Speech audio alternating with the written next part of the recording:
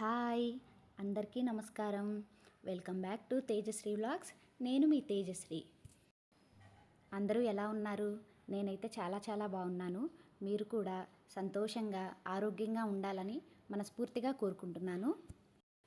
ఈ ఆషాఢ మాసం వర్షాలతో పాటు మనకి సీజనల్ ఫ్లూస్ కూడా వచ్చే టైం ఇదే అన్నమాట. కాబట్టి మనం చాలా హైజీనిక్గా, చాలా జాగ్రత్తగా ఫుడ్ విషయంలో కానీ, మెడిసిన్ విషయంలో కానీ చాలా కేర్ తీసుకోవాల్సిన టైం ఇది. కాబట్టి వీలైనంత వరకు అందరూ జాగ్రత్తగా ఉండడానికి ట్రై చేయండి. టైంకి మంచి ఫుడ్ తీసుకుంటూ పిల్లల విషయంలో కూడా చాలా జాగ్రత్తగా ఉండేలా చూసుకోండి. ముఖ్యంగా పిల్లలు స్కూల్కి వెళ్తూ వస్తూ ఉంటారు. స్కూల్లో ఒకళ్ళ పిల్లలకి జలుబు కానీ జ్వరం కానీ వచ్చిందంటే చాలా ఫాస్ట్గా స్ప్రెడ్ అవుతుంది అది. కాబట్టి పిల్లలు స్కూల్ నుంచి ఇంటికి వచ్చిన వెంటనే మనం పిల్లల విషయంలో చాలా కేరింగ్గా ఉండాలి.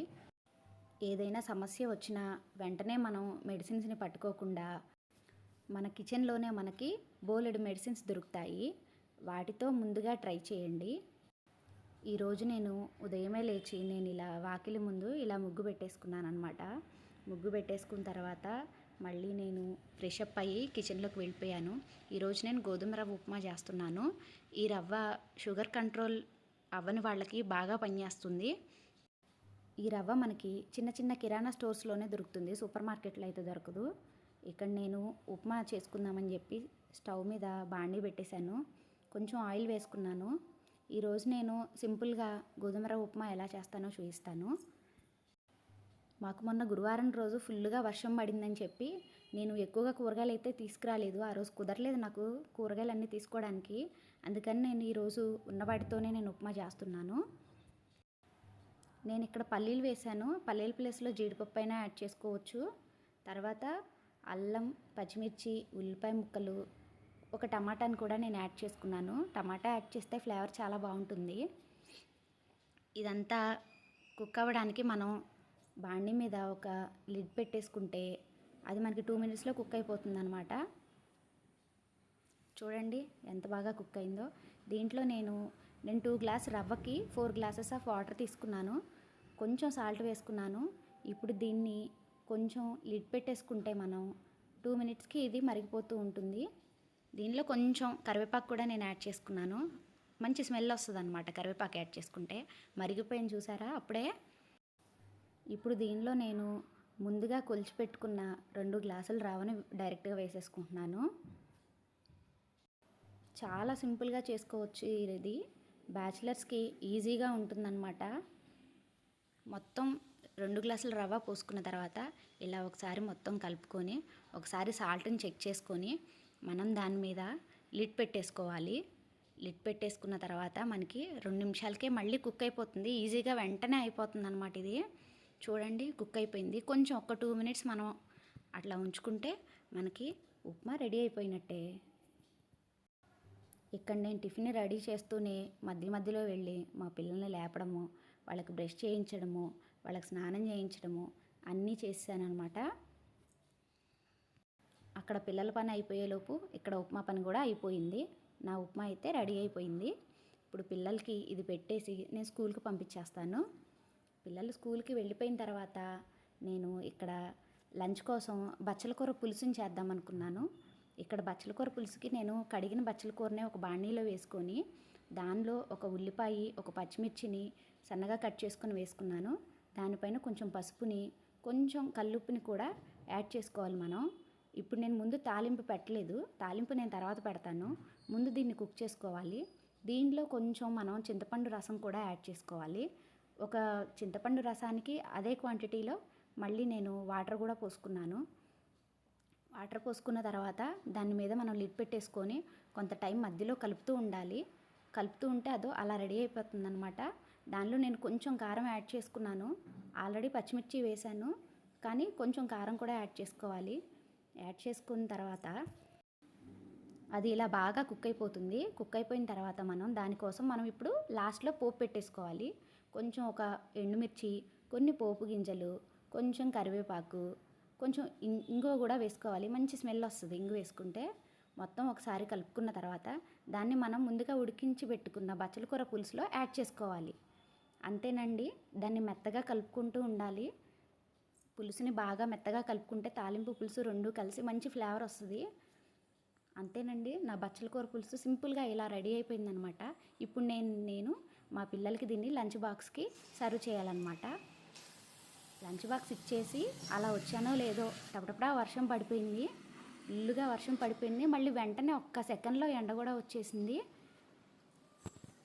నేను ఇంట్లో లోపలికి రాగానే ఒక 2 మినిట్స్ అలా పడింది. కానీ పడిన 2 మినిట్స్ కూడా ఫాస్ట్గా చాలా పెద్ద వర్షమే పడింది.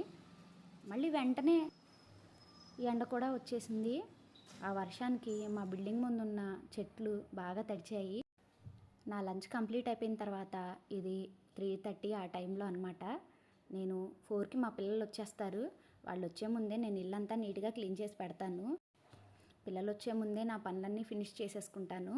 మళ్ళీ వాళ్ళు వచ్చిన తర్వాత వాళ్ళతో టైం స్పెండ్ చేయడానికి నాకు టైం కావాలి కదా, అందుకని చెప్పి వాళ్ళు వచ్చే లోపే నేను 3కి అలా ఈవినింగ్ పనులన్నీ స్టార్ట్ చేసేసుకుంటాను. ఇల్లు ఊడ్చేస్తున్నాను. నేను ఇంకా కిచెన్ క్లీన్ చేయలేదు. ఇల్లంతా ఊడ్చిన తర్వాత కిచెన్ అంతా క్లీన్ చేయాలి. ఇంకాను మధ్యాహ్నం చేసిన వంట గిన్నెలన్నీ అట్లానే షింక్లో ఉండిపోయాయి. నా కిచెన్ ఇంకా క్లీన్ చేయలేదు. మొత్తం ఇంకా గిన్నెలన్నీ ఇప్పుడు బయట వేసేసుకోవాలి. వాష్ ఏరియాలో వేసేసుకొని ఇల్లు మొత్తం నీట్గా క్లీన్ చేసి పెట్టుకొని వాళ్ళకి ఏదో ఒకటి స్నాక్స్ చేసి పెడితే పాపం వాళ్ళు తినేస్తారు. తిని వాళ్ళ పనుల్లోకి వాళ్ళు వెళ్ళిపోతారనమాట.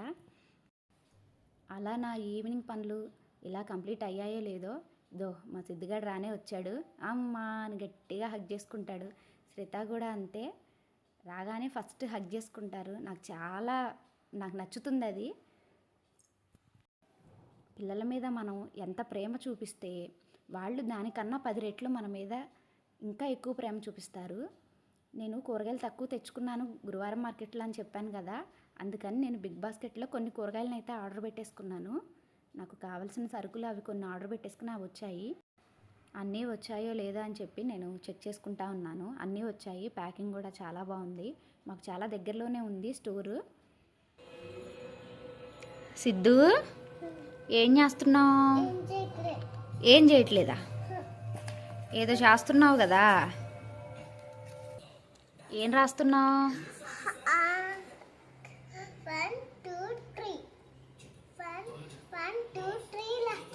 1 2 3 రాస్తున్నావా? రాయి. నువ్వేం రాస్తున్నావు శ్రీత? తెలుగు రాస్తున్నావా? రాసే. డైలీ ఇలా నేను మా పిల్లలకి హోంవర్క్ చేస్తూ ఉంటాను. ఈజీగా 1.5 అవర్ పడుతుంది. శ్రీత అయితే మ్యాక్సిమం తన హోంవర్క్ తనే కంప్లీట్ చేసేసుకుంటుంది. ఏదన్నా డౌట్ వస్తే మాత్రమే అడుగుతుంది. మొత్తానికి హోంవర్క్ అంతా తనే ఫినిష్ చేసుకుంటుంది.